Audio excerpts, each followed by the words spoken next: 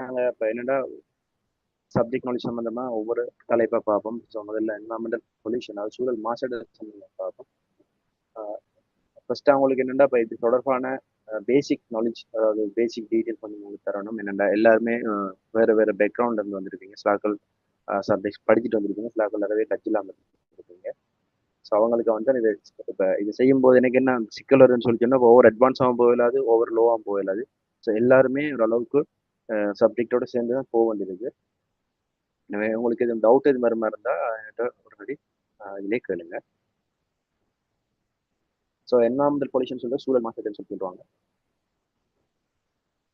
இதில் நாங்கள் பிரதானமாக என்வரான்மெண்ட் அவங்களுக்கு தெரிஞ்சிருக்கணும். எங்களை சூழல் எல்லாமே என்வரான்மெண்ட் காமனாக சொல்ல போனால், அதோட ஒரு வரைவிலக்கம்னு சொல்ல போனால் எங்களை சூழலுள்ள உயிருள்ள உயிரற்ற கூறுகள் மற்றும் அவற்றுக்கு எல்லாம் தொடர்பு கொளுத்தினாங்க சூழல்னு சொல்லிடுவோம். ஸோ அந்த சூழலில் ஏதாவது மாற்றம் வருமா இருந்தால் அந்த மாற்றம் எங்களுக்கு தீங்கு வாய்க்கக்கூடிய வகையில் இருக்குது. எங்களுக்கு மட்டுமில்லை, மனிதர்கள் மட்டுமில்லை, ஏனைய உயிரினங்களுக்கு சரி அந்த சமநிலைக்கு ஏதாவது தீங்கு வாய்க்கக்கூடிய வகையில் அந்த மாற்றம் அமைமா இருந்தால் அதை நாங்கள் சூழல் மாசடைதல்னு சொல்லிடுவோம்.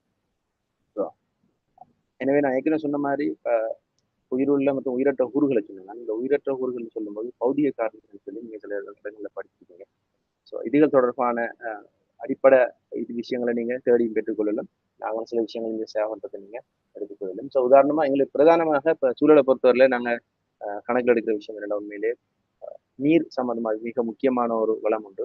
எனவே நாங்கள் இதை கட்டாயம் கணக்கெடுப்போம். அதே மாதிரி வலி, அது மாதிரி மண், அதை தாண்டி மற்ற விஷயங்கள் ஒலி, அது மாதிரி கதிரியக்க செயற்பாடுகள், இப்படியான ரேடியோ ஆக்டிவிட்டி, அது மாதிரி சவுண்ட் சொல்லுவாங்க, இல்லை நாய்ஸ் சவுண்டுன்னு சொல்லுவாங்க. ஸோ இதுகளில் ஏற்படுற மாற்றங்கள், இதுல இயற்கையா இருக்கும்போது இருக்க தன்மையிலோ ஏற்படுத்தப்படுகின்ற மாற்றங்களால் எங்களுக்கு தீங்கு வருமா இருந்தால் அதை நாங்கள் மாசடைதல் சொல்லி சொல்ல போறோம்.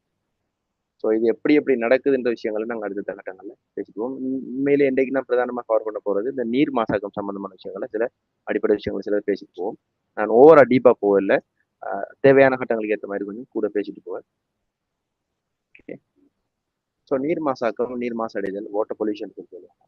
உங்களுக்கு தெரியும் இந்த நீரை பொறுத்த வரையில ஒவ்வொரு வகையான நீர் இருக்கு. வளமையாக நாங்கள் பாவிச்ச நாங்கள் ஆரம்பத்தில் பாவிச்ச குடிக்கிறது பாவிச்ச நிலக்கல் நீர் தெரியும். அதே மாதிரி தரையில உள்ளக மேற்பரப்பு நீர் சொல்லுவாங்க, இன்லேண்ட் வாட்டர்னு சொல்லுவாங்க, இன்லேண்ட் ஃப்ரெஷ் வாட்டர் சொல்லுவாங்க, உள்ளக நன்னீர்னு சொல்லி படிச்சிருக்கீங்க.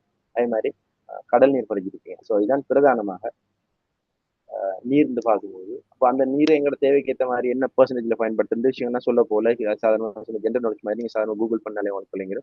அப்போ இதுக்கு உண்மையிலேயே வரைவிலக்கணம் பாடமாக்க வேண்டிய அவசியம் இல்லை. நான் ஏன் இது சம்பந்தமா சொல்ல வரேன்னு சொல்லிட்டேன். உங்களுக்கு அப்பதான் நம்ம ஏதாவது கேள்வி கேட்கும்போது அவங்க அந்த கேள்வியை இலகுவா புரிஞ்சு கொள்ளக்கூடியவங்க இருக்கும். இங்க பிரதான பாடம் இப்போ உயிர் வாழ்ற அங்கிகள் மீது தீங்குகள் ஏற்படக்கூடிய வகையிலான் இந்த சூழல் மாசாக்கம் வரப்போகுது. இந்த வரைவில் சாதன வாஜி பார்த்தீங்கன்னா தெரியும், உயிர்வாழ் அங்கிகள் மீது தீங்குகள் ஏற்படக்கூடிய வகையில் நீரின் பௌதிக, ரசாயன மற்றும் உயிரியல் கூறுகள் ஏற்படுத்தப்படும் ஏதாவது மாற்றம் நீர் மாசடைதல் ஆகும் நாங்கள் வரைவிலக்கப்படுத்தப்படுது. அதாவது நீர் எடுத்தோம்னா நீருக்குரிய பௌதீக இயல்பு கொண்டு இருக்கும், அதே மாதிரி ரசாயன இயல்பு இருக்கும், அதே மாதிரி உயிரியல் இயல்பு அல்லது அதில் உள்ள அம்சங்கள் அடங்கியிருக்கு. ஸோ இதுல ஏதாவது மாற்றங்கள் நடைபெறுமா இருந்தால் இது என்ன செய்யணும்னா எங்களுக்கு அல்லது அந்த அதாவது நீர்ச்சூழலை நம்பி வாழ்கின்ற தங்கி வாழ்கின்ற உயிரினங்களுக்கு ஏதாவது தீங்கு விளைவிக்க போது இல்லை மாற்றங்கள் ஏற்படுத்தப்படும். ஸோ இந்த மாற்றங்கள் இப்போ நாங்கள் சாதாரணமாக இப்போ இங்கே சூழலியல் அதாவது என்வரான்மெண்டல் சயின்ஸ் சம்பந்தமாக பார்க்கும்போது இந்த மாற்றங்கள் என்னன்னா இப்போ பாயிண்ட் சோர்ஸ் பொல்யூஷன் சொல்லுவாங்க, நான் பாயிண்ட் சோர்ஸ் பொல்யூஷன். அதாவது ஒரு நீர் தொகுதி மாற்றம். உதாரணமாக ஒரு அடுத்த ஸ்லைட்ல வரும் தெளிவாக பேசுறது சம்பந்தமா அதாவது ஒரு நீர் தொகுதி நீர் சூழல் வந்து இருக்கு மாதிரி ஒரு ஆற்று தொகுதின்னு சொல்லுவோம் அல்லது ஒரு குளம்னு சொல்லுவோம். இது மாசடையுதுன்னு சொல்லிட்டோம்னா யாரால மாசுபடுத்தப்படுகின்றதை எங்களால அடையாளப்படுத்தக்கூடியதாக இருந்தா அது நாங்கள் பாயிண்ட் சோர்ஸ் சொல்லிடுவோம். சரிதானே? அதாவது எந்த மூலத்திலிருந்து அந்த மாசாக்கம் மாசடைதல் அதாவது மாசாக்கிகள் வந்து சேருது. உதாரணமா ஒரு ஃபேக்டரி ஒன்று இருக்குன்னு சொன்னா அது எங்களுக்கு அதாவது ஒரு ஃபேக்டரியில இருந்து உதாரணமா ஒரு சிமெண்ட் ஃபேக்டரி இருக்கு, அங்க இருந்து தண்ணி கழிவு நீர் வெளியாகுது.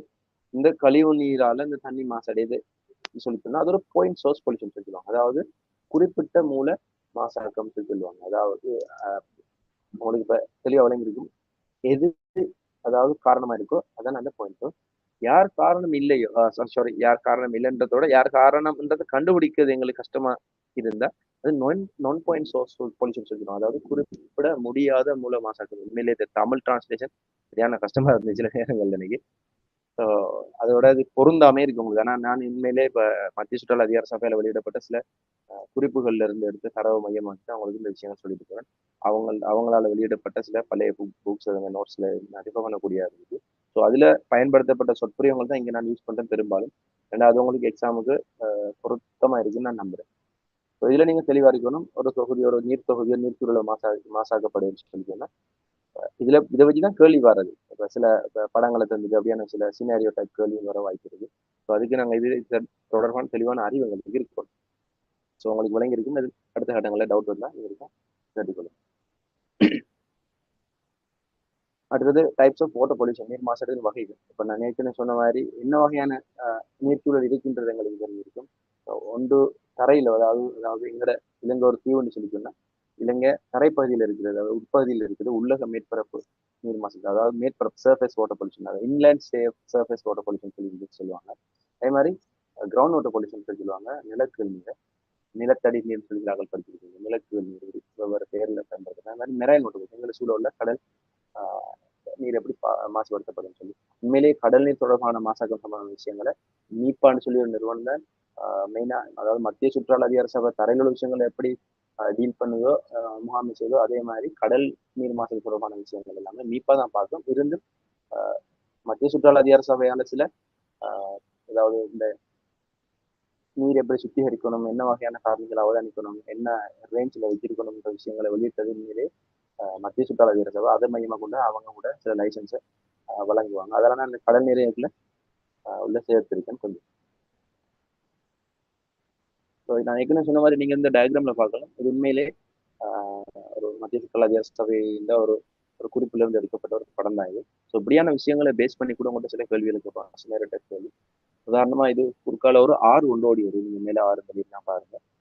அந்த ஆற்றை சுத்தி ஒரு ஒரு அதாவது ஒரு பிரதேச கூட ஒரு ஆறு ஒன்று ஓடும்போது என்ன வகையான கழிவுகளை வந்து சேருன்றது நீங்க சாதாரணமா பார்க்கலாம்.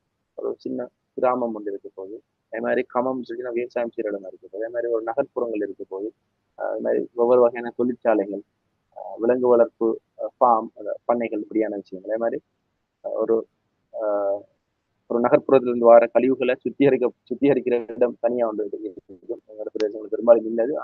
கண்டி போன்ற இடங்கள்ல அது கட்டாயம் இருக்கு. இப்படி ஒவ்வொரு வகையான அந்த சூழலை மாசுபடுத்தக்கூடிய மூலங்கள் சோர்சஸ் இருக்கு. இந்த சோர்சஸால மட்டும்தான் அந்த பாதிப்பு நடைபெறுதுன்றத அறியக்கூடிய வகையில இருக்குமா இருந்தா அது நாங்க பாயிண்ட் சோர்ஸ் சொல்லிக்கலாம். எந்த சோர்ஸால இந்த மாற்றம் நடைபெற்றிருக்கு, உதாரணமா ஒரு மீன்கள் செத்து நடைபெற்று சொல்லிக்கலாம். அதுக்கு எந்த சோர்ஸ்ன்றது நாங்க சாதாரணமா சொல்ல இயலாது வித்தியான இடங்கள்ல. இதுக்கு நாங்கள் விசேடமாக சில விஞ்ஞான ஆய்வுமுறைகள் செஞ்சு அதில் கூறுகளை அவதானித்து தான் நாங்கள் தீர்வுக்கு வரையும் அதை பேஸ் பண்ணிட்டு நாங்க சட்ட நடவடிக்கைகள் கூட மத்திய சுற்றுலா சபையால் எடுக்கப்படுது. சில கேஸ் ஸ்டடிஸ் நீங்க தேடி பார்த்தா கூட படித்துக் கொள்ளலாம். இப்படியான விஷயங்கள்ல கொஞ்சம் தெளிவா நீங்க இருந்தீங்கன்னா உங்களுக்கு லேசா இருக்குதுன்னு நான் நம்புறேன். ஏன்னா இதுகளை கட்டாயம் அவங்க பெரும்பாலும் ரிஃபர் பண்ணி தான் கேள்விகளை டிசைன் பண்ணுவாங்க. அதே மாதிரி நிலக்கல் நீர் சம்பந்தம் பார்ப்போமா இருக்குல்ல. இப்போ நிலக்கல் நீரை மாசுபடுத்தக்கூடிய வகையில சில அமைப்புகளை எங்களோட வாழ்க்கையில நாங்க எங்களோட லைஃப் ஸ்டைல நாங்க வச்சிருக்கோம். உதாரணமா டாய்லெட் யூஸ் பண்றது, நாங்க எல்லாருமே யூஸ் பண்ற டாய்லெட்ல பெரும்பாலான டாய்லெட் கிட்ட எல்லாம் நிலத்தோட சேர்ந்த மாதிரி தான் இருக்கு. அப்ப அந்த நிலத்தோட சேர்ந்த டாய்லெட்ல நீங்க அவதானிச்சு பாத்தீங்கன்னா தெரியும், உண்மையிலே இந்த டாய்லெட் பிட் டிசைன் பண்றது வாட்டர் போட், அதாவது வாட்ஸ்அப்பை ட்ரைனேஜ் போட் அவங்களுக்கு தான் அந்த அதிகாரம் இருக்கு. அவங்க தான் அந்த டிசைனை வெளியிட்டு அதை பேஸ் பண்ணி தான் நாங்க அந்த அதாவது எங்களோட டாய்லெட் கூட நாங்க டாய்லெட் பிட்டை கூட டிசைன் பண்றோம். அதுல இந்த சோகேஜ் பிட் சொல்லி சொல்லுவாங்க. அதே மாதிரி செப்டிக் டேங்க் சொல்லுவாங்க. இது ரெண்டு சேர்ந்த மாதிரி தான் வரும் டாய்லெட் பிட். ஸோ அதுல அந்த சோகேஜ் பிட் என்ன அர்த்தம் சொல்லுன்னா, இப்ப அதை குழி கட்டும்போது நீங்க பார்த்தா தெரியும், உங்களுக்கு பிட் அமைக்கும் போது பூச மாட்டாங்க, வெறும் செங்கலை வச்சு அதை கட்டிக்கிட்டாங்க. அப்ப என்ன செய்யணும், அந்த சைட்ல அந்த தண்ணி இறங்கி போற மாதிரி தான் வச்சிருப்பாங்க.